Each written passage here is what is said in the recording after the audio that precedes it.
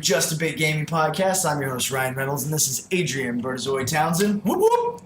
That's not good. There it is. This is your one-stop podcast for everything that all the other podcasts that are worth listening to don't cover. Is that a good way to introduce ourselves? Generally, yeah. I think that's good. This is your last stop on your tour of good podcasts. Hopefully, that's what I want it to be. Good. This is the dot at the bottom of the exclamation point. Yeah. We're here to talk about video games, video game culture, technology, news, music, movies, comic books, good beer. Good beer. Bad beer. We're here to talk about bad beer, too. In my opinion, yes. We'll get to that. Yeah.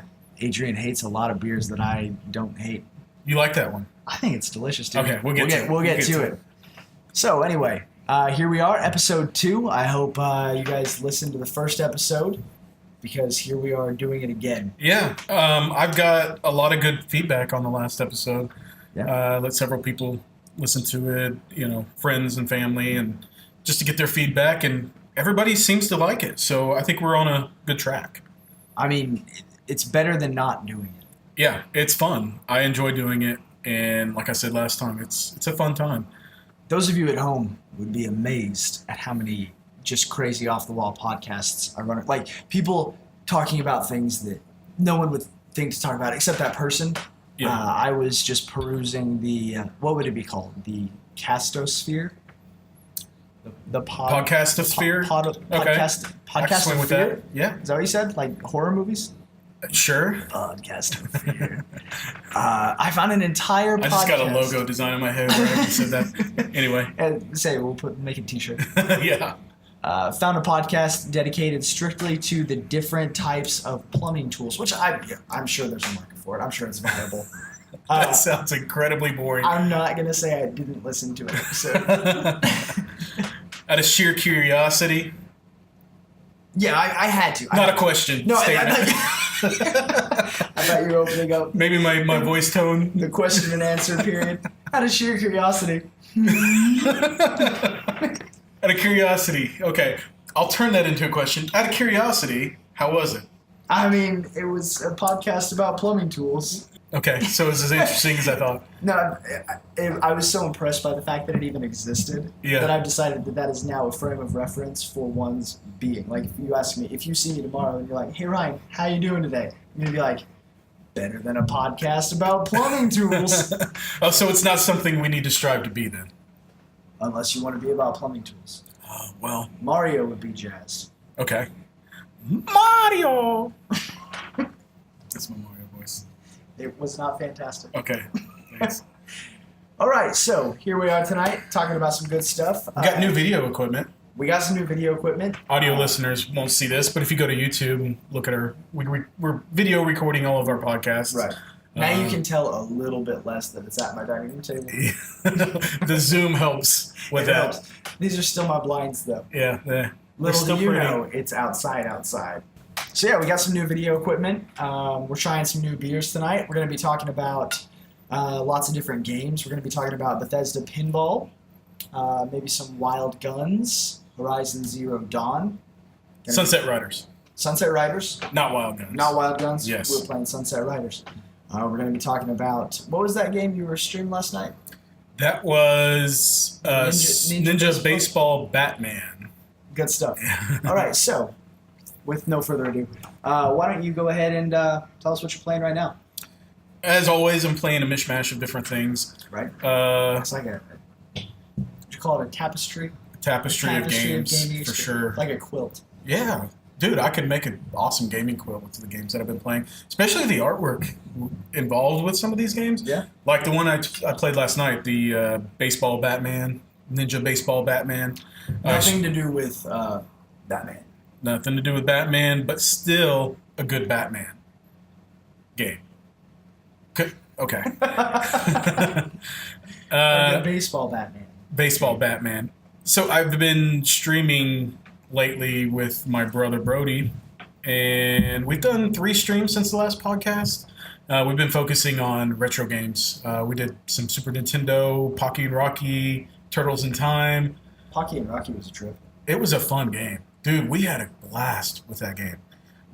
So difficult, needlessly difficult though. It is needlessly difficult. Next time I want to try. Actually, no. I was going to try to do like a cheat for unlimited lives or something, but we had a good time just trying to beat that stupid level. It was level 2. Okay, so level 1 isn't that bad. You for those who don't know, Pocky Rocky is a shoot 'em up. Basically, you play as a little girl, small Japanese girl. Yeah, named Pocky. And do I she need to shoots point out cards. the inherent racism? Yeah, go ahead, because I don't know it. Pocky? Oh, it's like a Japanese treat. Maybe it's Chinese. I'm not sure.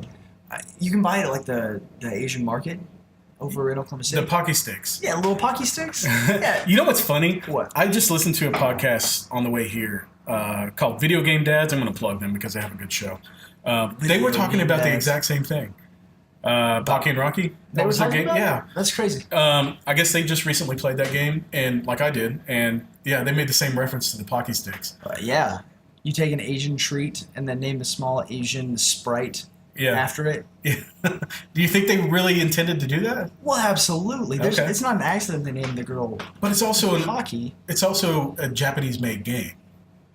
All right. So maybe it was tongue-in-cheek glorification of their own. Or maybe that's just a common child name. I don't know. Pocky. Pocky. Come here, little Pocky. Come here, little Pocky. I don't know. I don't think so. Anyway, Pocky shoots cards, and she shoots them in all directions, and you are killing these little monster creatures that are possessed, apparently, by some evil demon, and it's fun. The second player plays as Rocky. Rocky's a raccoon who wags his tail. Yeah, I saw that. Yeah, he wags his tail and he also shoots leaves. Do you think he started as a squirrel, a flying squirrel, and then there was copyright? He was always a raccoon. You think so? Rocky Raccoon? Rocky Raccoon. Rocky. They wouldn't have named him Rocky without the raccoon. Fair. So anyway, we played that. We had a blast playing it too. We got through level 1 pretty easily, and then we started level 2. Level 2 is beyond difficult. We played that level for a good hour and a half, maybe 2 hours before we beat it. Mm-hmm. But the accomplishment that we received for beating that level was just jumping up and down, having a good time. They were streaming this game on Twitch. Yeah, we were on Twitch. And I was at home on my couch with a bottle of whiskey. Yeah. And I made a game out of it for myself that Adrian didn't know about. I was taking a shot every time they died. Oh, I wouldn't do that. You get alcohol poisoning. I did not see them finish level 2. I didn't make it that far into the evening. So you didn't stay late enough? Oh, man. No. I had... Not only did we beat level 2, we beat level 2 with, like, 2 lives left over each. Whereas before, every time we couldn't even get there with enough lives. So I don't know how we rocked that last time, but, we did it. And then we started level 3. And said, fuck this game, we're done. Pocky and Rocky out. Level 3 sucks. And there's supposedly, I think there's 5 levels total. Yeah. Level 3 was crazy. There was just things everywhere, and there was just absolutely no way. We got into this room where there's bats coming after you, and these little blobs that shoot sticky things that make you slow down. And I've met a few of those. Yeah. What? Tell me about them. I won't. Okay. Anyway, we excuse me. We had a good time, and as soon as we hit maximum frustration level, we switched over to Mario Kart and had a good time with that. Good old-fashioned Mario Kart. Not needlessly difficult. No. Well, maybe for Brody. He was having a hard time on 100cc or 150cc, whatever it was. It was 50. We played 50. He beat me a few races, but then we did 100, and he couldn't a man who lives out of control can only drive out of control. Shouting out to you, Brody. Let's see. Then we streamed Turtles in Time. I started doing some arcade streaming. like retro arcade games that I honestly have not played since I was a kid. Yeah. So that was kind of fun to do. We played Wild Guns, beat that, had a good time. My wife played with me on that one. So we had 3 players going. We had, let's see, Turtles in Time. I think we played that arcade. I don't think we played the Super Nintendo version. And we finished off last night with the Ninja Baseball Batman. So we're having a good time over there on Switch. So you guys want to give us a follow on Twitter, I'll post whenever we go live. I've been streaming on my personal account, Birdazoid. It's my Twitch handle. I'll probably be doing some more on the official account, which is what Ryan set it up. I'm not sure. It is Jab, G-A-B, _cast. C-A-S-T, Jabcast. So whichever one I decide to stream on, though, I'll post it on Twitter, and our Twitter handle is @JabGcast. That's it, @GCast. I think we've got them all written up here. Let's pull up that list, and I'll just read you guys off the quick rundown here. We've got the Twitter and Instagram are both @JabGcast, and the Twitch is, as we said, Jab_cast. So be sure to give us a follow on those. Like Adrian said, his personal Twitch handle is Birdazoid, and mine is Chumpy Crash, ChumpieCrash. So be sure to give us a follow. Get on and play some games with us. I actually, last night, after I set up the Just a Bit Twitch account, I was on there watching Adrian play on his Birdazoid account, and I was like, you know what? I think I'm going to maybe get on and stream here on the Jab account. And then as I was like setting up to do it, You fell asleep on the couch. No, not this time. That's usually my situation. It occurred to me that getting on and playing a game and plugging the game I was playing while you were playing a game was inadvertently competing with with us, competing with our own entity here. That's okay. I mean, I was streaming on my personal account, so. Well, sure. As you will. As you wish. I like it. Bride. Fuck, what is that movie? What is that movie? Princess Bride? Princess Bride, thank you. Princess Bride. Anybody want a peanut? I love that movie. Oh, man. It's so good. Yeah, it is. It's so good. I just watched it again the other day. Actually, crazy story. Shelby is my wife. She's been watching, I wanted to call it Game of Cards. House of Cards? House of Thrones. The Netflix series? Yeah, House of Cards with Kevin Spacey. Mm-hmm. Fantastic show. I love the Spacey. The woman who plays his wife on that show, I made comment to my wife. I was like, I bet she was really attractive when she was younger. And she was like, didn't you realize that she was in The Princess Bride? She played the princess. No, you're kidding. Fucking right. I've never seen that show, but I didn't know that she was even acting or anything anymore. Yeah, dude. She's there. So she really looks that old then, huh? I mean, she doesn't look old, though. She aged very well. Oh, you said old lady. So I'm immediately thinking gray hair and wrinkles. When I said old lady, I meant like motorcycle wife. Okay. Old lady. Because, the president is just the head of a motorcycle gang called America. Right? That should be a t-shirt. I'm on t-shirts today. All right. Hey, get a screen printing thing, and we can make. We talked about doing that. But we don't have the time or the space or the money to devote to any kind of t-shirt printing. And do we have, between the two of us, do we have extra time for another hobby? That's or true. Undertaking? That's true. We gotta stop. We gotta hang it up at some point. Yeah. My wife will kill me if I take on something else. Seriously. Another project. Yeah. All right. So, you got any gaming news? Got anything News related? newsworthy? We missed E3. We should have done a cast during E3. So, okay. But everybody already knows all that news. Well, yeah, and, people have already talked about it, but we'll go ahead and talk about it. What did you think overall? It was a good showing this year. I'm not sure. I grew up watching E3 and paying attention and having a good time with it, but I grew up reading E3.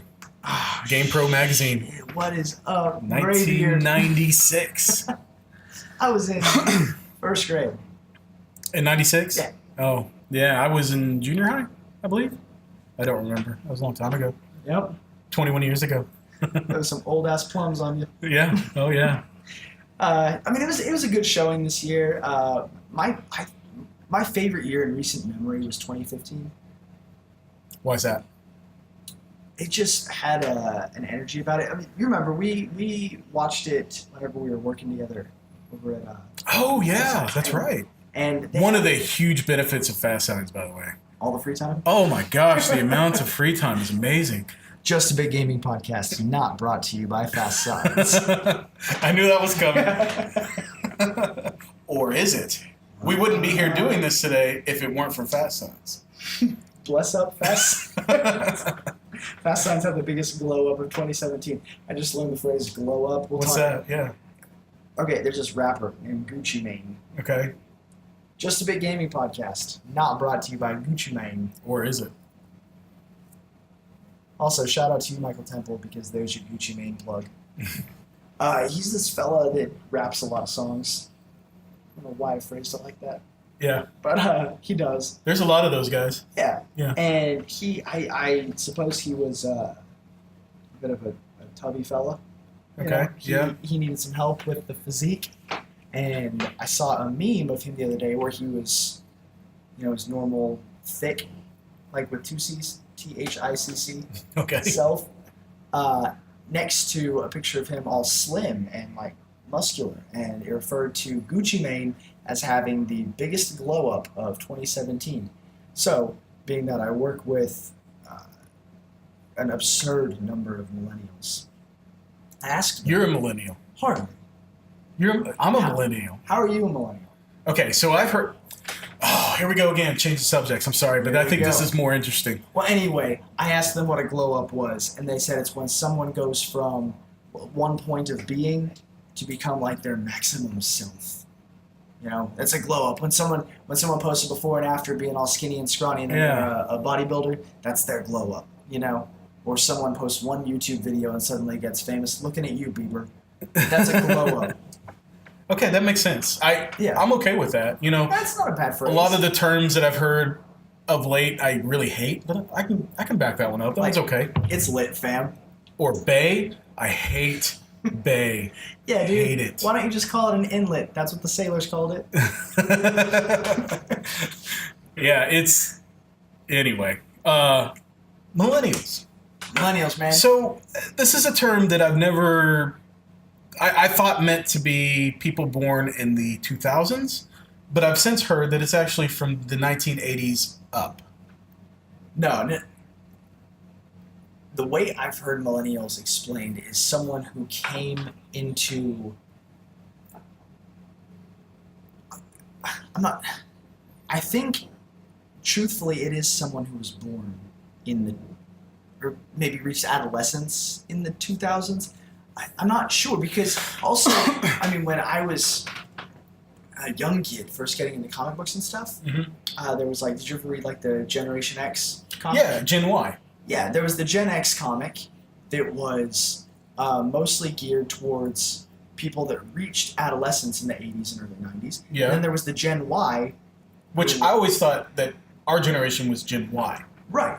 The generation right before us, the ones that are in their late 30s, early 40s now, kind of reached their adolescence in the 80s would have been the Gen Xers. Those of us that reached our adolescence in the 90s would have been the Gen Y. Right. And then those that reached adolescence in the noughties, I suppose, would be the millennials. Yeah, that's the way I took it to mean.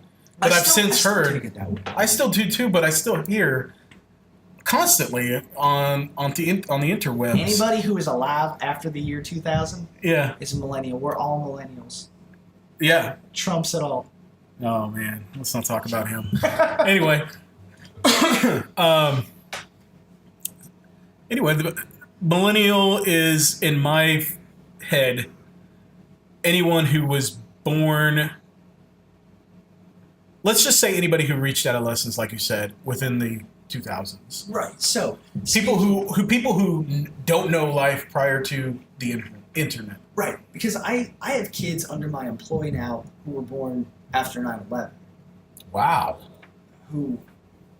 Man, that makes me feel. You know what's the craziest thing about that is that talking to them about something like that, like they have no emotional connection to the fact that it even happened, which you can't blame them. They weren't No, there for right, it. exactly. They don't know life before it. All they Right, know like is- like I don't have any emotional connection to anything that happened before my time. right. You read about World War II and you're like, man, that sucked a lot. Yeah. But I wasn't there, and now I have a cell phone.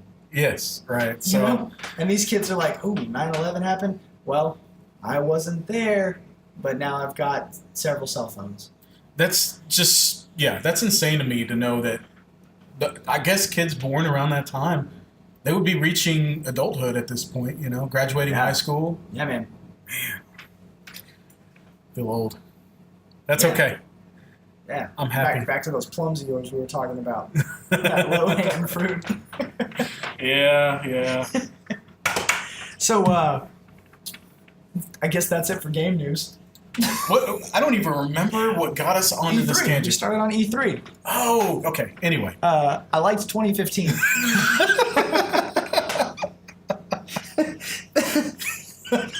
I don't even know how you remember that. Steel trap, hombre.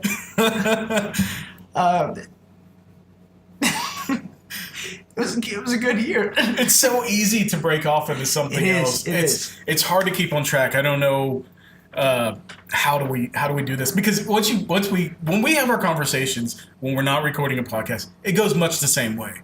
Where we're talking about something else gets mentioned in the description of whatever we're talking about. Boom, we're on to something completely different.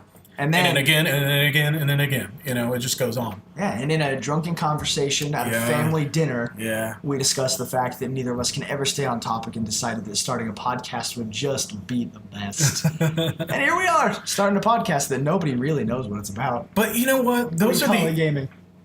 The conversations that... Am I overusing the point at the screen? You point as much as you want. Wave high. Pop.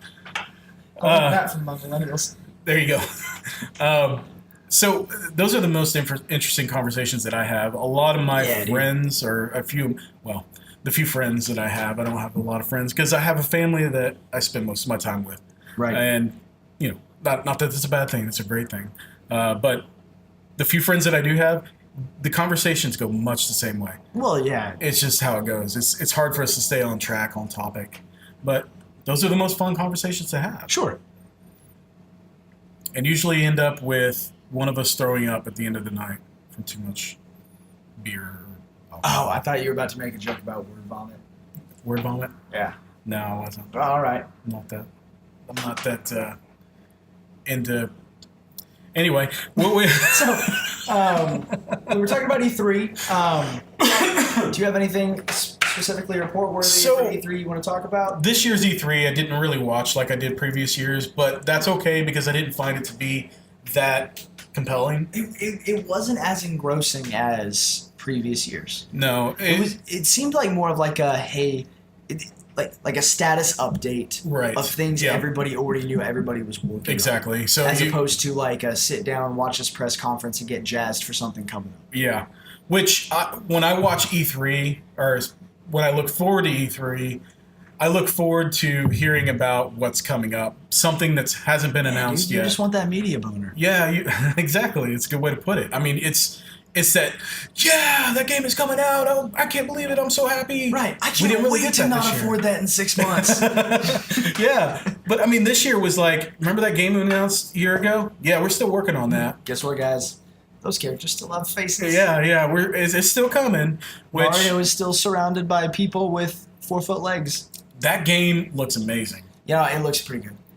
That's your reason to get a Switch. Well, it's like you want to drop game news and talk about Nintendo. Well, E3 I don't think was interesting enough to talk about. I mean, we already know about everything that was announced there. Right. Nothing of... We should have live tweeted. That's what we should have done. We should have just been tweeting it for the sake of continuity. Yeah, but everything was happening while I was at work, so I couldn't... Welcome to the creative process. Yeah. The Mario thing. I think the game looks really good. I think it looks the most unique. Like, they're not doing the same old thing. They're doing something completely different. And it looks ambitious and it looks cool. I don't know why I can't seem to get like emotionally invested in the idea of getting back together with Nintendo. like I said when we were talking earlier, I haven't been invested in the Nintendo game since N64. Right.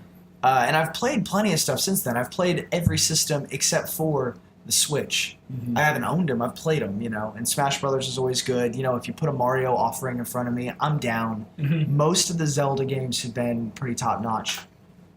But for some reason, whenever I'm watching these press conferences and I'm reading news and all that, I'm like, oh, there's Nintendo again. Still Nintending. Yeah. But they are, but they aren't. I felt like this year they had a good offering of new stuff that got me excited. And to be honest with you, I think I was most pleased with their press conference overall. Where in past years I really haven't been. You need to sit down with my buddy Garrett and just have a talk with him about Nintendo. Why is that? Is he a Nintendo fan? He's like about it. Is it? You know how I get about PlayStation.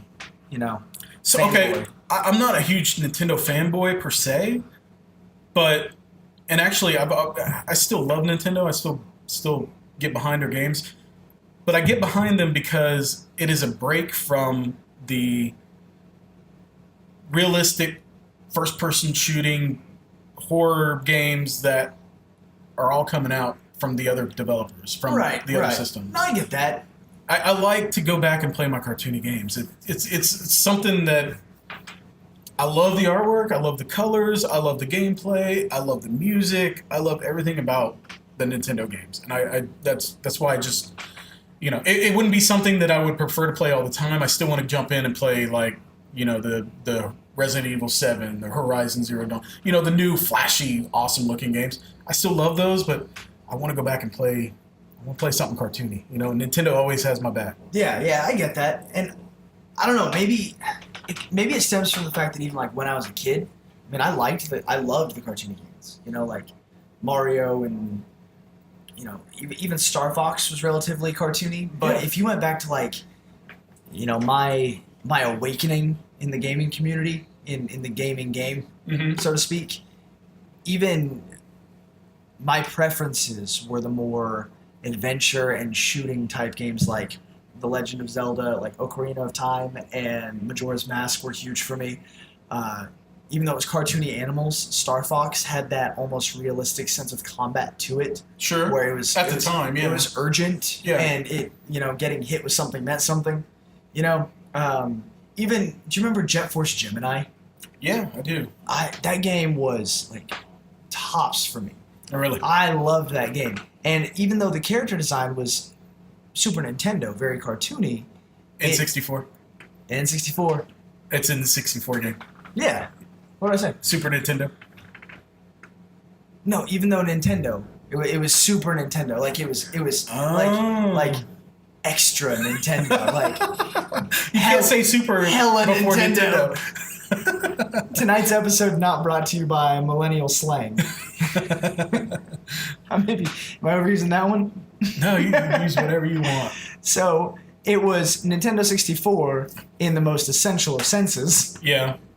But it still had that, I guess, that weight to it, that urgency.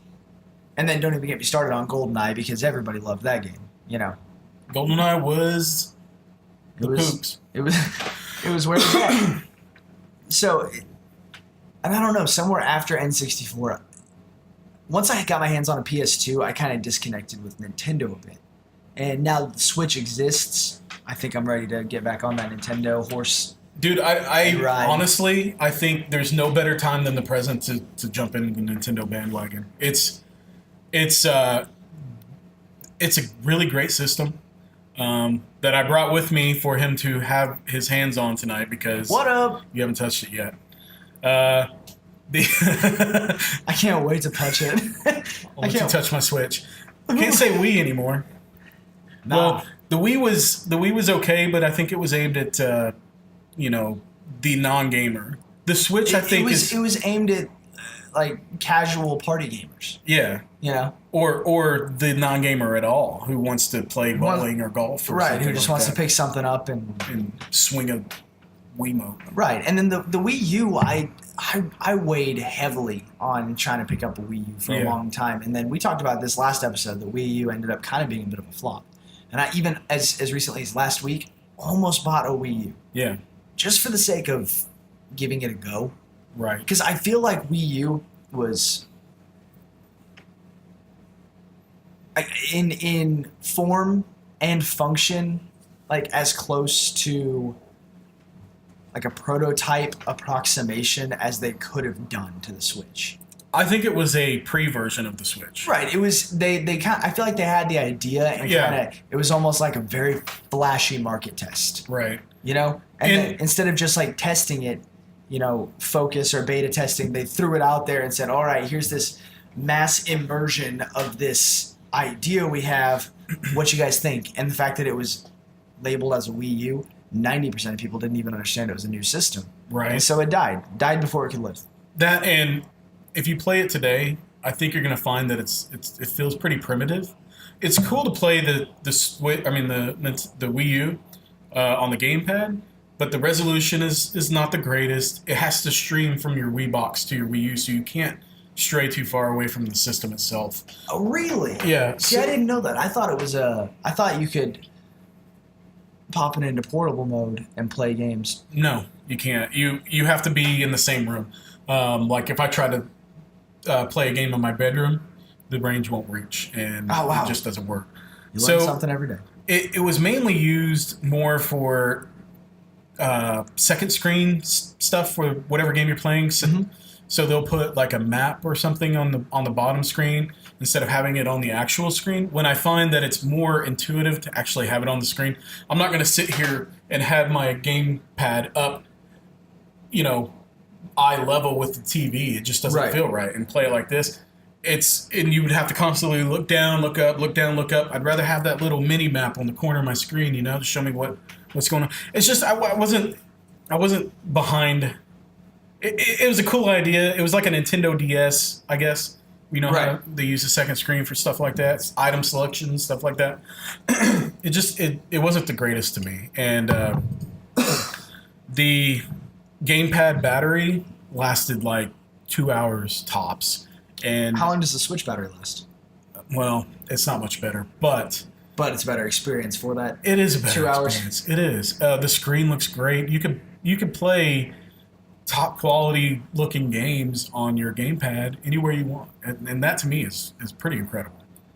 The screen looks great, and I can take the controllers off the joypads, take them off, and play multiplayer on the little screen if we're sitting somewhere where we're not accessing the TV, or hey, we're gonna play. I'm playing Mario Kart, and my daughter wants to play with me. Pop the thing into the dock, pull the controllers out, and we're playing on TV now. It's a really cool system. It's like I want every game to come out on the Switch so I can play it. I'll play a lot of games laying in bed. Before I go to bed, I'll usually wind down with a video game. Right. So I keep my portables there, and I love the idea of having my Switch there. And I played Breath of the Wild, a good portion of that in bed. It's just a wind down system for me. So it's something that I think that you're going to end up with eventually.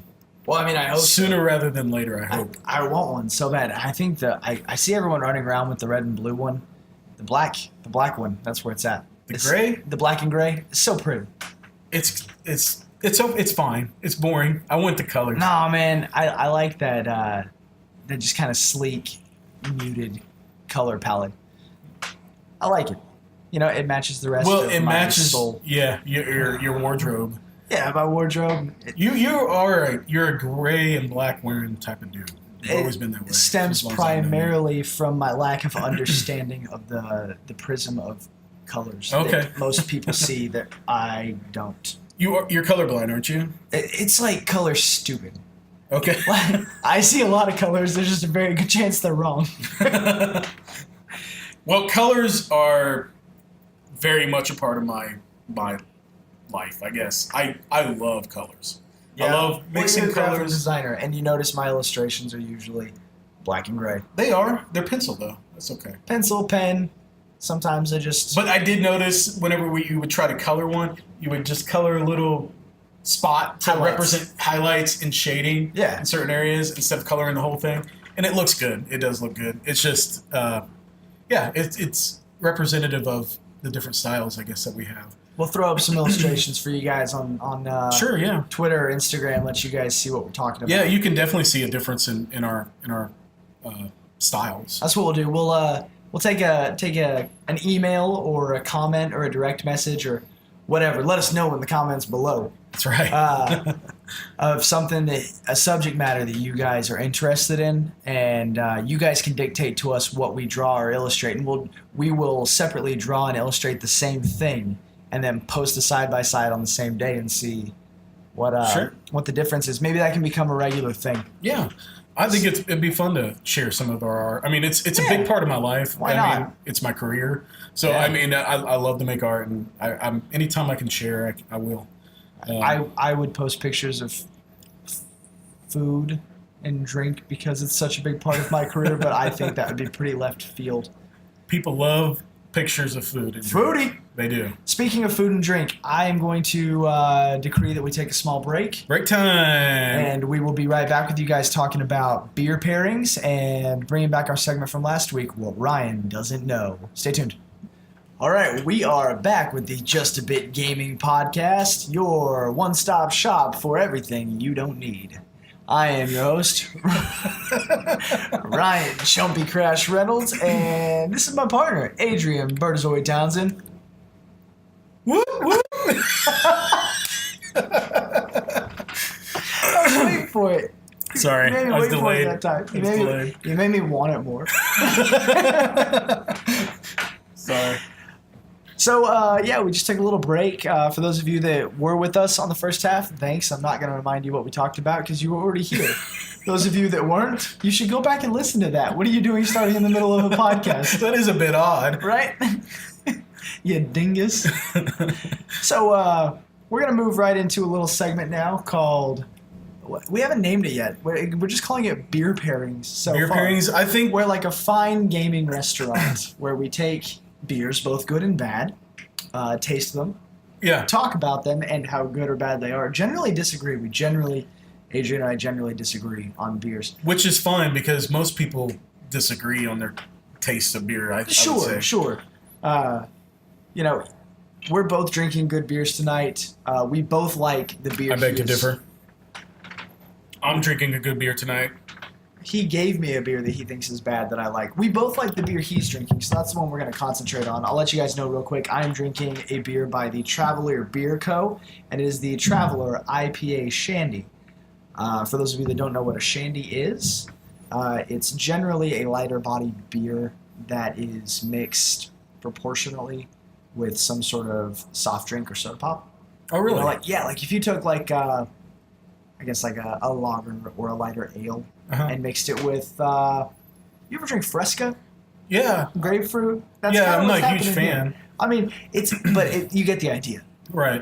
So basically what they'll do is they'll brew a beer with the flavor of generally citrusy, super carbonated soda. Which notes. Sounds like a good idea to me. Right. And a lot of people really dig shandies. They're good like afternoon beers if you're an afternoon drinker. Mm-hmm. They're generally not real strong, and they don't have a lot of impact as far as hop value.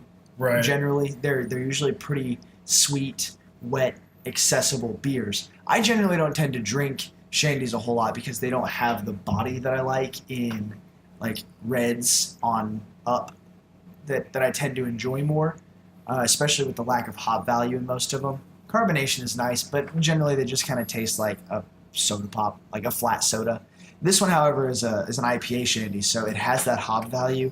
And not very strong, though. No, it's not real strong. It's just enough hop to keep it from tasting like a flat soda.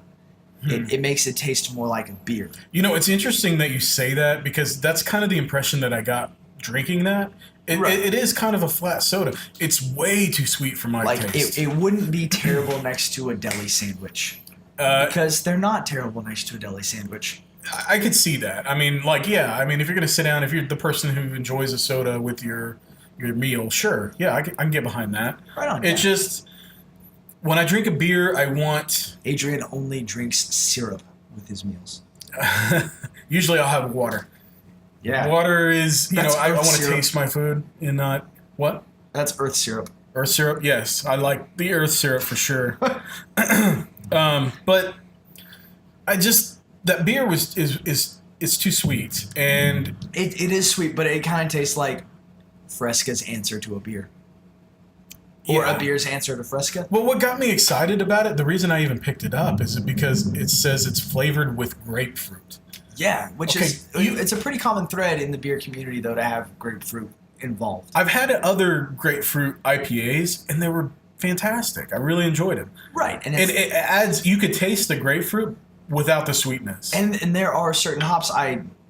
Beer enthusiasts that aren't listening right now, excuse my lack of knowledge on the hop names, but there are certain hops that actually land those citrusy grapefruit notes. Yeah, That if you put that in a grapefruit IPA, it just heightens it. exactly. where it's Yeah, like- it seems like a natural pairing to me. Right, and it totally is. Yeah, Some would argue pine cones are as well. I've never had a pine cone anything. Just go outside. I have some in my front yard. and just eat it. Go eat a fucking Nibble pine on cone. it. And yeah, it's like lumberjack Passover. Okay. Those are the crackers. You know, where you go to lumberjack church. They just hand out little pieces of pine cones and some little cups with IPA. Syrup, Yeah, tree syrup, sap. I was gonna say IPA. Okay. Yeah, because it's got that pine cone earthiness to it. And they're like, this is the what is it they say at Passover when you get the juice and cracker?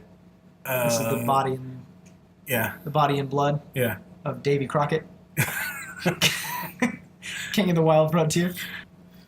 Overall, I did not like the beer. Ryan likes it. It's tasty enough. It gets the job done. What do you think is a good pairing with this beer? You know, Are you going to go off a taste or label, or how are you going to do it? I honestly, I have such a connection between taste and memories and thoughts. Like, there's a specific candy. Well, everybody knows what Swedish Fish is. Yeah. Do you remember back in the N64 days, there was this game, like a line of games with this little gecko? Gex? Is that what it's called? Yeah. And you're like a spy or some shit like Well, that? that was one of them. Okay, yeah. So I remember eating Swedish Fish when I was a kid and playing like this game with Gex as a spy, and it's still to this day. Every time I eat Swedish Fish, I Gex think entered about the that gecko. game. Enter the Gecko. That was the one. Still to this day, every time I play that game, Yeah. or every time I eat Swedish Fish, I think about that game. So that goes along with it then. So this particular beer, as I'm tasting it, as I'm drinking, something about the flavor and honestly kind of the label Yeah. brings me back to whenever I started Skyrim. And maybe it's because it's the Traveler. I don't know. But I mean, I guess the same could be said for like Fallout or whatever, but I guess Elder Scrolls in general. Okay. It kind of takes me back to that. I think this would be a good beer to pair with those type of games. Sure. Especially because, you know, these shandies and beers of this type kind of have that accessible sweetness to them Yeah. that isn't unlike some honey beers or meads. And maybe I'm just like talking shit right now trying to make an association, but it pulls me back to that. That's fine. Also, the label, if I was just judging the label, period. I cannot explain it, but what was that game? Clock Stoppers? It was like a shoot 'em up. Describe it. It was a multiplayer shooter. Time Splitters. Yeah. That's what it was. Okay. The label, for some reason, the label by itself, I like Clock Stoppers better. the label by itself takes me to Time Splitters, and I could not explain why. Time Splitters 2 specifically. Yeah. I don't think I played 2. I played 1. Yeah. Okay. I've got 2 on that first gen Xbox in there. Since we can't call it the Xbox One, we should plug The in and Xbox play One that. X. Isn't that what they're calling the new one? Yeah. Isn't that crazy? They should have just gone with Scorpio on that. That was pretty bomb. Scorpio was good. Yeah. No right. kidding. And then their whole marketing campaign could have just been the phrase "Get stung." Yeah. Get stung with 4K. Yeah. Well, it's Get injected.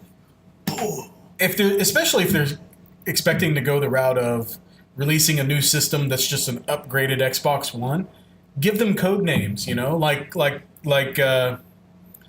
like Mac OS systems. I don't Yeah. know if you're familiar. Like Kids Next Door. Leopard, Snow Leopard. They had different OS updates that had a name. Sure. If you name something the Xbox One X, then what's the next one? The Xbox One Y? You know, it just you don't want to do something like that. Scorpio was a good name. I think they should have stuck with it. They should have. They absolutely should have. Yeah. Also, scorpions are cool. Scorpions are cool and they're scary and they're vicious and they're everything that I think could get behind a powerful system. Right. I'm a Representative. Scorpio, and believe me, I'm a powerful system. So let's talk about your beer. Well, I'm going to relate yours to a video game. Sure. The idea of it was exciting. Like, I couldn't wait to try it. The label is cool looking. The idea of having grapefruit and... I didn't know what shandy was, but hey, it sounds like something that I would enjoy in my beer. You know, it sounds unique. Everything you're talking about shopping for this beer right now Yeah. is just interchangeable with a teen girl looking for body spray. That's okay. That's probably what I was It had doing. grapefruit and the label. It said it was mysterious. Well, so My name's Shandy. I was excited to try it. I was excited to drink it, and I was ultimately left disappointed. Would you say disappointed or just underwhelmed? Disappointed. Actual disappointment. Actual disappointment. Like swinging. Like for the fences actual, on I the did first. not like it at all. You know, Alright. it's I couldn't even stomach it. One man's trash is another man's beer. So what's a game Should've that left that one out. what's a game that I looked forward to, or maybe you, but that just ultimately left disappointment, and you just Yikes. didn't like it at all. I know there are Sonic games. Heroes. How about Sonic the Hedgehog for the Xbox 360? I Oh, like did your. that happen? Yeah, dude, that game was awful, and I was so excited for it because I loved Sonic Adventure. It was the next big Sonic 3D Yeah, that game. was fantastic. And then they released Sonic the Hedgehog on Xbox 360 with new graphics and everything. This is the Sonic version where he had a relationship with a human princess, and he walked I around mean, in Mario does that in every game. like a human-looking human princess. Oh, yeah? Not a cartoon-looking. Well, she was kind of cartoon. She was But getting he some was of that walking- hedgehog loving. Yeah, it was so weird, man. There's this scene where they're in the fields and they're just like, Canoodling. yeah, caressing and just, oh, it was awkward. And he walks around in a humanoid town, kind of like this new Mario game is going to be. Right. But it was awful. Camera was awful. The game was unplayable. It was a horrible game. But I don't want to go on about that game anymore. Now, talking about him being in a relationship with a human woman, Yeah. how far into his personal life do you think the phrase "fastest thing alive" is? I don't want to know. I don't want to know. How far into there do you think it's applicable? It's probably pretty damn fast. And Also, do you think the saw blade move ever comes in handy? no, hell no. Would you feel? Oh man, that would be awful. If he liked it, he should have put a gold ring on it. I like that. Good way to bring it around. Anyway. Just a bit gaming, not sponsored by Beyonce. Or gold rings. So my beer is called Endless Skyway Bitter. Bitter. I said better. It sounded bitter. ESB. It's by Black Mesa Brewing Company. Which, side note, they named it Endless Skyway Bitter as a marketing move, but ESB in general is actually a type of beer called Extra Special Bitter. You know what? Thanks for informing me of that because I don't know these things. I just pick it up. Black Mesa has very creative marketing dynamics. I love the label. Can The I label guess is Can I fantastic. guess what game you're going to relate it to? Yeah, go ahead. You won't get it. No Man's Sky. No. Damn. No Man's Sky is immediately what you're going to think of because of the label. It crossed my mind. Trust me. Journey. No. All right. Well, I'm done. No. So for the listeners, the label is it's got a kind of silhouette of a mountain or a hill, I guess, and it's got some It's the Black Mesa. triangle shapes that are put together, and they're Vaguely Navajo in style. yeah, exactly, and it's a light blue light orange mixed together. It's a really good looking label, and it definitely calls to mind that game, the first game you said that I can't think of. No Man's Sky. No Man's Sky, which I've never played, but Yeah, I looked at that and was like, you know what? I would love to get drunk and explore some fucking planets with that. I'm not interested in that game at all. But yeah, the color scheme, the shapes, everything is very reminiscent of that. But I'm actually going to go another route and do the taste like you did. And this beer makes me want to relax. Makes me want to sit down, enjoy a cigar. You know, I don't smoke cigars very often, but I could see myself enjoying a cigar with this beer. And Leisure Suit Larry. no. All right. I'm going to go with, actually, Earthbound. Yeah? Yeah. Go with Earthbound is a game that I can sit down and just turn off my brain and just get sucked into this world. It's such a peaceful, I guess, kind of game to me.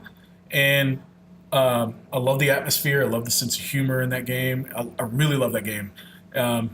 This game I only recently discovered, probably within the last 5 years. I didn't play it originally when it came out. But yeah, like whenever I sit down to play Earthbound, it's when I want to just relax and turn off for a bit, you know, and just not think too hard about what's going on and enjoy the game. So this beer, I think, pairs with that well because I can do that. As far as taste goes, to tell you why, it's got a hoppiness about it. It is a bitter beer, like the name says, but it's not overly bitter. It's not hit you in your face, you know, make your the back of your tongue get that feeling, you know, with how do you describe kind that? of heavy, Like chalky almost, like or your cheeks and your, you know, the back of your mouth just kind of you could clenches maybe together. like light a match on the inside of your mouth. Sure. I don't know. I don't mind, dude. I don't expect you to get me. I'm a free thinker. That's fine. I can't describe the feeling, so I'm gonna go with yours. It's just Like, you ever had a cat it's a smooth beer. lick your hand? I hate it. Yeah. The sandpaper, yeah. I love the taste of an IPA, but I hate it when a cat licks my hand. Unrelated. Just Anytime a cat licks my hand, I hate it. It's like take some wet sandpaper. That's kind of what drinking too many IPAs makes my mouth feel like. I can see that. Like just Yeah. tight and scratchy. Sure. And honestly, I've had a hard time with IPAs since that night we came out to your house and had that cookout. What do we have then? Do you remember? We were just drinking those Coupe F5s that night. Yeah, that's what I was thinking. Coupe F5. That Shout is some out of the Coupe. most. That is some of the Local most bitter beer I've ever had. Now. It's Love fantastic. It's a great beer. We drank so many of them on top of barbecue Yeah. and dessert Yeah. and then more beer. It does kind of give you that dry mouth feeling. It came back. Oh, really? Yeah, it revisited me about 2 o'clock in the morning. Oh, that sucks, dude. Yeah. I've been there. And it still tasted the same when it revisited. Mm-hmm. Those hops don't It go does. away. No, they don't. And it just Listen, kids, I will reiterate, those hops don't go away. I had a similar experience recently. I had a few too many F5s. F5 is You gotta F5 stop. does it, dude. You gotta stop with the F5, homie. I honestly I haven't had an F5 since then, and I don't plan on it either. We call it's a really good beer. It really messes you up very quickly. Yeah, we call Adrian's house Tornado Alley now. Not his house. Adrian is Tornado Alley. You've got to change your gamer tag now. It's a Tornado Alley? Tornado Alley. I got to stick with Birdazoid. I've had it for 20 plus years. Whoop. Yeah, whoop whoop. It's anyway. This beer, I will say this is probably the best beer I've had in a long time. Yeah. I will be purchasing this on a regular basis. I haven't had a beer really be this tasty to me in a long time. It's smooth. It's got the right amount of bitterness to it. And it's a calm, relaxing, it's a good beer. I'm glad to hear it. I'm happy for you. Thank you. And your endless sky bitter. Thank you. That you managed to not relate to No Man's Sky. The label is very No Man's Sky. When we publish this, Adrian's been editing our videos. Can you... Yeah, I'll put pictures of everything. I did it with the last one too. Bing. Yeah, so you'll be able to see what we're talking about. I can't get as analytical about the beer as you can, but I mean, I've made most of my career working in bars. true. You know, bars and restaurants. You have to be able to sell it to somebody and know what you're talking about. I get it. I can turn the uninterested into an alcoholic. Is that a good trait?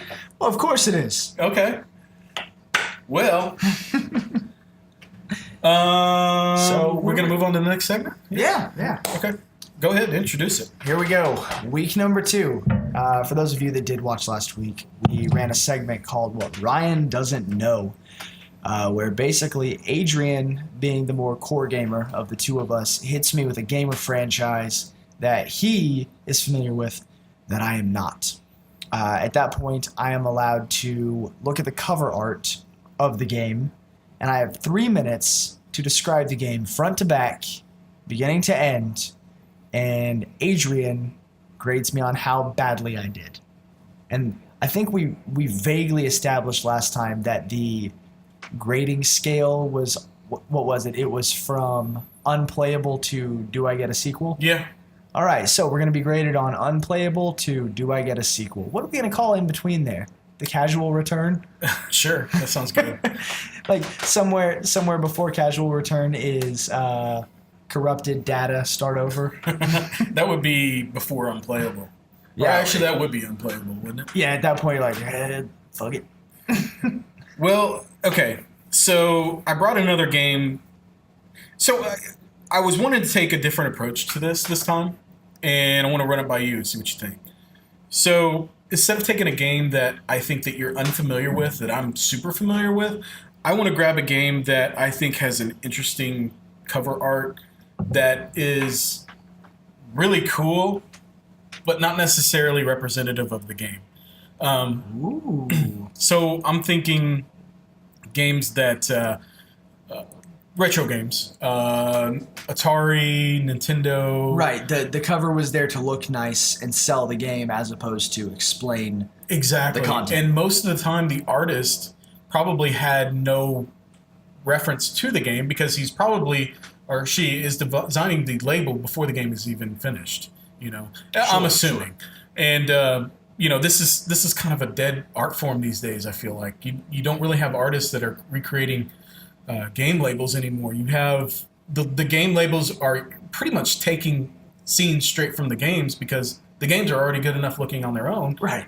That you don't really need a cover artist like you did in the past. So I think it would be fun to take a look at some older games and look at these art. I mean, this one in particular looks like an awesome poster, man. You think there's like some bar in like San Francisco where all of the shunned video game artists, like cover artists, hang out? And I want to hope that they're still doing something and still making art. It's like a smoky bar filled with nothing but chip tunes.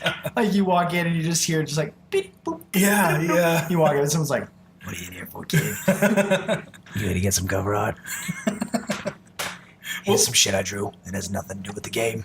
I got this idea. I recently got The Art of Atari. It's a book that showcases the artists and the art that were made to help sell Atari games. And Atari games were just polygonal shapes that you had to use your imagination to try to figure out what you're doing or who you're playing as anyway. So they would take that and represent it the best way that they knew how as artists. And I find it to be so cool. That's fascinating. I need to bring that book and show it to you. I should have done that tonight. But, I was talking to my friend at work who's also a designer, and he also got this book, and we've been talking about it. And he thinks it would be a good segment, and I agree with him. Shout out to, his name is also Ryan. He gave me this idea, so I think we should run with it. Yeah, I dig it. It's a cool idea to analyze art, I guess, in a way. Since I'm an artist, you're an artist, I think we could do this. And, yeah, let's play with it. Why not? Yeah, so I am familiar with the gameplay. You are not. So that gives me a little bit of an edge on your assessment here. But anyway, without further ado, I've rambled enough. The game is, I'm going to let you pronounce it. Okay. Let me open. Have you Googled what the proper pronunciation of this game is? I have not. Okay. I don't even know how to say it. I just know what I've called it. We're going to open this up to you guys. At some point, we're going to Google this and see. Maybe grab your phone and Google this while we start this. Yeah, go ahead. Get some input from you guys as to what this game is called. It's spelled Scheherazade. You know, you read that. Can you read that at all? Can you read that font? Nah, dude, at a glance, I thought this game was called Snickerdoodle. Not even kidding. So, I'm going to assume this is pronounced Scheherazade? No. Scheherazade. Scheherazade? That sounds good. I like Scheherazade? that. Yeah. I think Okay, a lot here we of go. people We got a probably video. say Let's try this. Scheherazade? Scheherazade. Scheherazade. Scheherazade. Scheherazade. Who is that? So that's the name of the game. Scheherazade. All right, so on the cover of this game, we've got a mountain with an Arabian-influenced castle on top. Mm-hmm. We've got a couple of beardy fellas in turbans and crowns with swords protecting what could be a muscular woman or a young man with a sword. And then a big fella wearing a hood next to what looks like Gollum. And the kicker, a motherfucking pterodactyl. That's true. So, this game is not unlike Aladdin, where you start as a young, vaguely Arabic nobody roaming about, and you fall in love with the idea of a society that is bigger than you. So, basically, you run into an old wizard who is the saucy guy in the background wearing the hood next to the golem. And this wizard is like, listen, dude, this kingdom is under attack, and you're the only one that can save us. You gotta come save us. And so you get with the other beardy guy in a crown who is the fallen king of this nation. And the other could be a muscular woman or a young man. And that becomes the one, like your sidekick, kind of. Like, the fallen king is, he's like your persuasion points, you know, where you can talk to the people and get reduced prices in shops and stuff. And then the little fella is like a thief. And so he ups your sneakiness and your likability because you're teaching someone something.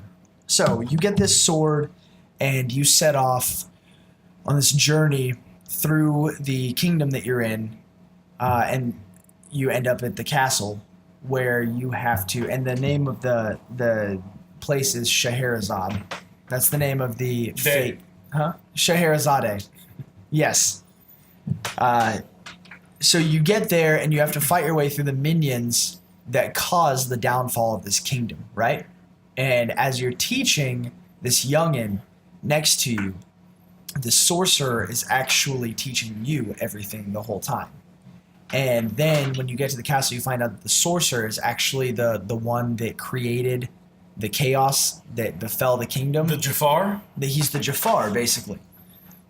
So you got to fight him, and in that process, the fallen king dies. He gets killed fighting this sorcerer that's been teaching you the whole time, because the sorcerer was actually just trying to get you there. It was a trap. And so you're fighting him, and then you find out that this little fella, like, this is some M. Night Shyamalan type shit, dude. Okay. The little fella that you've been mentoring the whole time is actually the pterodactyl. When was the pterodactyl ever introduced in the beginning? He Did I wasn't. miss that part? No, he's just on the cover art. It's Okay. a throw off. So the sorcerer turns your little fella into a pterodactyl who you have to fight. And so now you have the moral dilemma of killing this pterodactyl that you know has the heart and soul of your little fella friend that's been helping you steal shit and getting people to like you because you took this imp under your wing. You can either kill this pterodactyl and try to free the kingdom and avenge the king that's been killed, or you can let the pterodactyl go because you know that your little buddy is still in this pterodactyl. Not like that. Like he is one with the pterodactyl. He's not inside the pterodactyl. No one's been inside of a pterodactyl for millions of years. So you get up there and you're like, you know what? Fuck it. I gotta kill this pterodactyl to avenge the king. And then the sorcerer's like, I tricked you. I've been here the whole time. Your friend's not even in this pterodactyl. I killed him too. Man, you're getting all kinds of convoluted. I know. So you kill the pterodactyl, and then you kill the sorcerer, and then it turns out that your friend and the king were imprisoned the whole time, and they were just images that the sorcerer put around you to confuse you, and you free them and restore order to the kingdom. Fun. Yeah. Explain the gameplay. Not roguelike. Okay.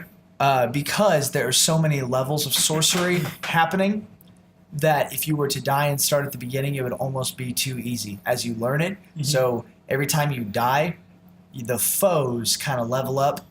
So you're kind of stuck in this like purgatory of combat. And it is similar to like a Contra style shooting game, like old school Sega Contra. What are you shooting? Magic. Okay. Magic bullets, like fireballs. You're not wrong. And then, but it's also kind of like Double Dragon because you can summon the king or the little fella to fight beside you at times. That's Scheherazade. So you think the gameplay is Contra-like then? Somewhere between Contra and Double Dragon. Okay. Analyzing your story, you know, you got bits and pieces that are correct. I'm not super familiar with the story. I didn't beat this game or anything. But I mean, yeah, I'm not going to judge you on that. But based upon your story, it's okay. It's better than last time. Like a casual return. It's better than your Dark Souls story. Your Dark Souls story was kind of boring. It was bad, dude. It was a lot of the same. This one had some plot twists. It had some character building. I liked it. So yeah, sure, I'll give you a sequel. It's not pronounced sure. It's pronounced Scheherazade. Scheherazade. So the gameplay is Zelda-like. Like old school Zelda? Like original Zelda. Yeah. Walking on with a overhead camera, talking to people in towns. You walk through, and every time you hit the edge of a screen, it shifts over to a new screen. You are shooting magic and stuff, like you said, at your enemies, and it is a Zelda-like RPG. All right. Not much I could say about that. It's a fun game. I had never even heard of it until I acquired this game in a lot that I purchased a couple years ago, and I tried it out, and I like it. Eventually, I'll probably get down and start playing it some more. Hell, maybe I'll stream it or something. It's a clever game for having such a complicated name. Like, I don't know who thought it would be a good idea to give a game a name that nobody can pronounce. I mean, right. And maybe that was the point. It grabs your attention right off the bat because you can't pronounce the name, so you gotta work for it. So if you were to see this on store shelves, is it a game that appeals to you that you would want to pick up? Honestly, it would depend 100% on the price. You know, if it was on a store shelf for $4 or $5, I'd be like, hell yeah, let me try this weird Aladdin pterodactyl shit. Yeah. But if it was on there for like $12 and it was like, you know, this is a classic, pick me up, I'd be like, nah, dude, never fucking heard of you or your town. So if I were to see this game on the store shelves, like I remember specific instances going to Toys R Us as a kid and trying to figure out which game I want to get, just solely based on the box art. Well, yeah, that was the only way to do it. Yeah. I almost bought a game at Walmart last week for the PS4 based on the cover art. I Googled it first. Glad I didn't buy it. Well, what was it? Troll and I? Well, I don't even know what that is. A troll. It had something to do with a troll. Fantastic concept, poorly executed. We can talk about it next time.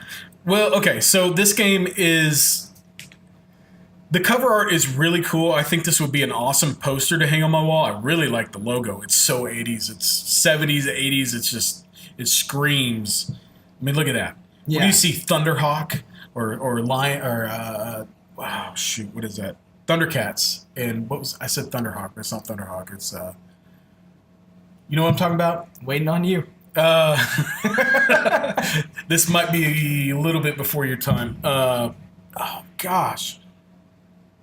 Oh my gosh. I'm sorry. I don't remember the name, but it's another cartoon in the vein of Thundercats. Yeah.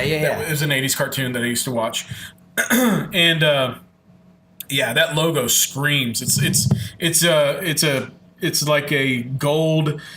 It's got little highlights on it, and goes from a gradient from a yellow orange to a black in the middle, and then white to back orange in the top. It's a cool logo. I don't know that I would pick it up though. I mean, yeah, I think it would be solely based on price, and at that point, I'm just buying it because it's cheap. You know, Right. The box art really doesn't do it for me. I think if I saw this as a movie poster, I would be more inclined to watch. Well, it looks like it would be an honestly- awesome story, but I don't know how it would convey that into an NES game. Also, fucking pterodactyl. The pterodactyl is cool. It is. That's And some left field shit, dude. I like the castle up on top of the mountain too. It's Well, where else would you put a castle? true. Yeah, you got to be hard to reach. But anyway, this. Do you get a sequel? Sure, I'll give you a sequel. Yeah, what's my Yeah. sequel called? Scheherazados. Yes. Sold. Hell yeah, that's my first sequel, dude. No need to comment on that one. You nailed it. Why convolute the convoluted? All right. Okay, so moving on. Moving on up. What you got to talk about? Man, What have you been playing? How about that? You asked what I have been playing. What have you been playing? dude, my life has seen the resurgence of mobile games, like hard. Why? I found out about the existence of Bethesda Pinball, Yeah. and you know Bethesda. I'm a bit of a Bethesda fanboy. Skyrim, you've mentioned it twice already. Skyrim, the Fallout series is near and dear to my heart. Yeah. Um, But beyond Bethesda Pinball, why are you picking up mobile games? What's been your kicker to want to start mobile gaming? I played Hearthstone a lot Yeah. when it was first popular, and I got this. We even played together once or We twice. played together several Yeah, times. I think I introduced it to you. And I've always, in my entire life, operated off of hand-me-down phones Yeah. with less memory, you know, a generation or four behind. Mm-hmm. And I have my first new phone right now that I've ever had. Oh, okay. And That makes sense. It's the Galaxy S8. Okay. And it's a beautiful phone. I love the shit out of it. Yeah. And it can handle all these so many games and apps, and I've gone fucking crazy on games and apps, dude. Though that makes complete sense. So you've gone from having phones that couldn't handle this stuff to all of a sudden, you know what? Newest best shit, bring it on. Here I are. Yeah. So yeah, I've been playing with this one app called Life RPG, Uh-huh. and literally it is just like a stats page. Like the app is built like a stats page from an RPG, where you can give yourself missions and side quests and goals to meet. Mm-hmm. Like, I want to be making X amount of dollars by the end of 2018. And then you can line out the steps you got to take to do that. And then as you cross those out, you gain life achievements. And it's like, you know, because of this experience, you've gained knowledge, or you've gained storytelling power, or it's kind of silly because it's fun and stupid and oddly inspirational. Okay. But it's neat. You know, it's fun. That was the first weird app I downloaded. Do you get on any this like phone. real rewards? No, or is it you just don't. all internal? I think the idea is that life, by your rules, is supposed to be rewarding enough. And if anyone from Life RPG is watching this, you're welcome. Because that was a pretty good tagline. So I messed with that a bit, and then I downloaded Hearthstone because I really liked that game. But I hadn't played it since I had the first gen Windows Pro tablet. Yeah. The one that you could cook an egg on the back of. The Surface? Yeah. Yeah. Yeah, I remember that. So I hadn't played in a couple of years, several years. Yeah. So I picked Hearthstone back up. I've been playing it quite a bit. Same gamer tag there if you guys want to get on and play Hearthstone with me. Chumpy Crash. I do want to play with you, actually. I haven't picked that game up since in like 2 years. It's got some new features and stuff. It's a little bit different than it used to be, but it's more, I guess, comprehensive than it used to be. Okay. It's fun. I had a killer time with that. But it's such a good game. I used to play it on PC before they released it on mobile. And when they released it on mobile, I was super excited, and I played the hell out of it for about a month. And I don't know why, for whatever reason, I stopped playing it. And it's a game that I really wouldn't mind going back to. It's a fun game. And so I played that for a few weeks, but then I downloaded, I don't remember where I heard it existed. Maybe I just Googled or like looked in the Play Store for Bethesda or Fallout or something. Oh, no, that's it. I was going to download Fallout Shelter because I had never played it. It's a shitty game. Well, they just like re-upped the game, like kind of like added some new patches, and like I had read this article about how the game was like better than it is like now what it should have been. Okay. So I was going to play it. But then I got distracted by Bethesda Pinball, and it's by the same studio. Did you ever play like Zen Arcade Pinball? Yeah, oh yeah. It's by the same studio. Yeah. And so it's this top-down view of a pinball machine, and you can do Skyrim, Fallout, or Doom. Nice. Starting out, and you have to win 30 competitive matches on the pinball machine that you started to unlock your next table. But you get coins, like the currency of whatever game you chose, and you can like create your own character, like as far as like stats and all that goes, to do better at the games. And then you have to hit daily challenges and all that. And it's so, I mean, if you're into like these virtual pinball games, it's fun. And I was always into those. And so it's really cool. I've been playing a lot of that, potentially too much of that. But this phone, everything looks so fucking pretty on it. And it's like I could get on and play console on my TV, or I could keep playing on this hand TV. That's what phones are now. It's just like omnipotent handheld TVs. That's Pocket all. PC. Yeah, dude. That's all it is now. So I've been doing that. But then my son, Malone, who believes right now that his name is Fat Big Wone.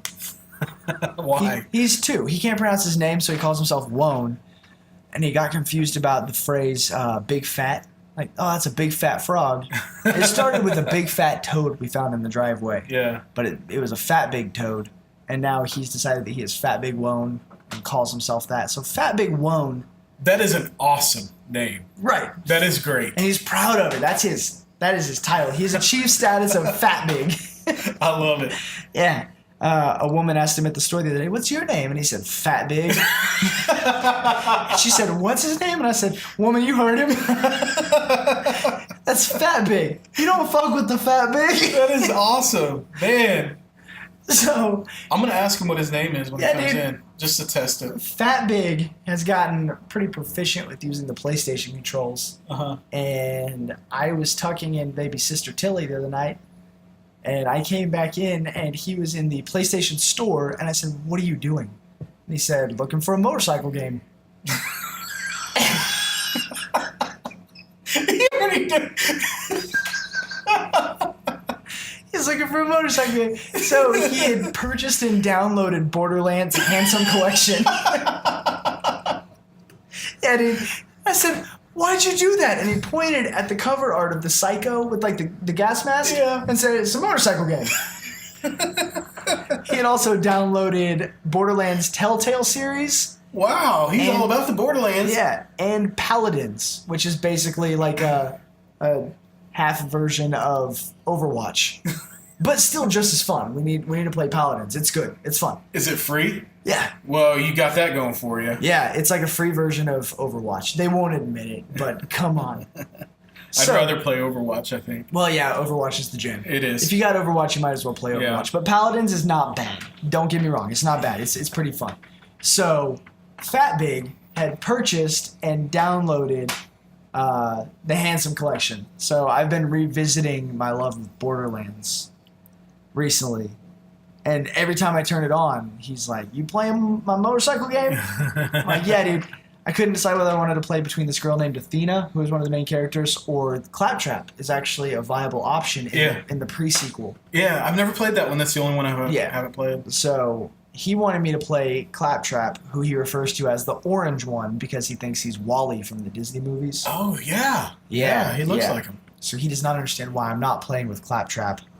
But yeah, every time, like this morning, I poured myself a cup of coffee and came in the living room, and he had the controller and had selected this game because he wanted to play the motorcycle game. And he won't understand why I won't let him play this motorcycle game that he bought, because it's not a motorcycle game, and I don't know how ready I am for my 2-year-old to be shooting people. Yeah. You know? And getting points for it. He's already pretty aggressive as a human goes. Yeah. You know? Yeah, so as far as that goes, I don't know, man. I try to keep it away, but, you know... They find it. Yeah, they're going to find it They're eventually. going to find it. They're going to do it. Yeah, and it's, you know, like Just my like son... cursing in anime. Yeah, my son Owen, one of his favorites is Halo, which I guess Halo is a little bit more tame than Borderlands. It's pretty cartoony. Yeah. You know, it's aliens instead of psycho and people. they leak green, purple blood or something like that, so it's okay. They're not real people, but Yeah. you know, he gravitates towards the more violent games. I guess it's okay. you can't avoid it, And you can't begrudge them. and on top of that, if fuck some people up, let them fuck some people up. he's got to play them eventually, Right. You know, it's okay. And if I want to play these games, I got to wait until they're in bed, which is usually about an hour before I go to bed. So Fair. it's difficult, you know. So I'm not hugely opposed to it. I'll try to keep away from the scary games. Actually, no, I do keep away from them because he doesn't like anything scary. Anytime I start to play something like a movie, if my wife and I want to watch a movie or if I'm going to play a game, and he's not going to bed, I'll just tell him that the game is scary. Puts him to bed immediately. He doesn't want to be in the room whatsoever if something's going to scare him. So It's like whenever Fat Big tries to eat or drink anything of mine, if I say it's hot, he's like, "Nah, or spicy. I want some cow coke." Milk? Cow coke is milk. Yeah. Yeah, he is named How cow does he coke. come up with these names? He may be genius or evil. So it's just random? You're not helping him out? He just comes up with this stuff. Like whenever That's when he weird. was little bitty and was really into milk, Yeah. he always wanted to drink everybody else's soda pops. You know, everyone colloquially refers to soda pops as Coke. Coke, This is my right. Coke. And he always wanted everybody else's Coke. And then he found out that milk comes from cows, and he named it Cow Coke, and that's what he drinks. He just combined his two favorite beverages, I guess. Yeah, dude. Hey, Yeah. you should actually mix the two and see what he thinks. He might combust He might love it. or chew it. I'm not sure what would happen there. It would be disgusting, I know that. Yeah, I'm sure there's YouTube videos about combining Coke and milk. We can record one of you drinking it and immediately vomiting. I won't do it. So Oh, cool. That's what I got right now. That's what I've been playing. Awesome. As, you Yeah. Well, I can't really comment on those. I haven't played any of those, but I might jump into some Bethesda pinball. Yeah. Same story there. Chumpy Crash. You guys get on, download. So Chumpy Crash, I've always known you as not just Aces. That's just Aces. Or that's just Aces. Yes. So it's now Chumpy Crash. It became Chumpy Crash. Okay. Because I didn't even know this. Hearing this first. Chumpy is actually what I named our Wi-Fi whenever my wife and I were first married. Okay. And then Crash is the nickname that I gave my family gave my son. He calls himself Fat Big. Yeah. But as far as the family goes, his actual nickname is Crash Baby or Crash Boobah. Does he break whatever he encounters? The kid is a walking tackle. That's all he is. Yeah. So Fat Big and Crash are the same. So Chumpy Crash became a thing, and that's just Aces, but ran into a little bit of marketing, I guess, marketing question with another local streamer. Who is also That's Just Aces? No, that was using aces, like Okay. different forms of aces or ace in his or her streams. And I had been using it so long that I had set up a Twitch account under Chumpy Crash and was like, you know what, I'm just gonna use. I've been using That's Just Aces since I was 12 years old on social media and everything. So I mean, it was time for a departure, time for something new. Well, kind of a similar situation. My first web name, I guess you want to call it, was Birdazoid. When we first got internet back in like '96, we got AOL, and my screen name at the time, I was trying to come up with something unique, and I was into birds and Zoid, Azoid. There was a TV show called Freakazoid and stuff like that. Right. That was kind of the thing, and my dad was like, "Why don't you just call yourself Birdazoid?" It's like, yeah, okay, I'll go with Birdazoid. And the name is stuck ever since. What's cool though You even is got your own logo. Dude, I do. I've gone since then and just Googled Birdazoid. I can't find anything else but anything that I've ever. It's like my entire internet life, and nobody else's. Well, that was another thing. It's a truly unique name. About That's Just Aces. Was that it's a phrase. Yeah. That's when he likes them. Oh, that's just aces. Well, I mean, it stemmed from a sarcastic, like when someone gave me bad news. Well, that's just aces. Yeah. It stemmed from that as a child using that phrase. And so if you Google That's Just Aces, it's all over the place. But if you Google Chumpy Crash, that's you. I'm the only fella around. That's just it. It's hard to come up with a unique name. Yeah. I kind of lucked out that nobody else wants a nerdy ass name like Birdazoid, but it's cool to be able to go and look at my life history on the internet. Well, sure. Back to the first websites I ever created back in when I was in high school. It's cool, It's I like it. It's documenting my online life, and anytime I forget about something, I just Google my name and whoa, I forgot all about that. It's cool. Anyway, so what do you think? You got anything else for tonight? I don't, man. I think we've run over an hour now, and well over an hour, I think. I guess we can close this thing. All right. Well, thank you guys for watching. Thank you guys for listening. If you have any comments, questions, or concerns, email us. We are jabgcast@gmail.com. Hit us up on Twitter, @jabgcast. We're going to try to hit up the Twitter page more frequently, I guess. Right. We're also on Twitch as jab_cast. Yeah. Twitter or Instagram? Instagram and... No, just Twitch is the jab_cast. Twitter and Instagram are jabgcast. Sorry.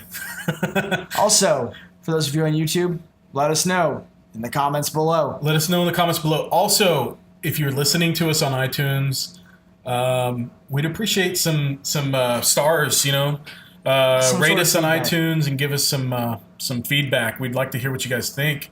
We want to continue doing this thing, but we also want to make it enjoyable for the listeners. So give us all your beers, news, games, and info that you want us to talk about. And if we choose to talk about it in the show, we'll give you a shout out. Yeah, we will give you a shout out. If you leave any reviews or anything, we'll read those on the podcast as well. We want to try to make this more community based. This is only the second episode, so we haven't really been able to grow very much and get out there. But we're going to keep pushing this thing, guys. So please let us know what you think. Thanks again for watching and listening. Yeah. Goodbye.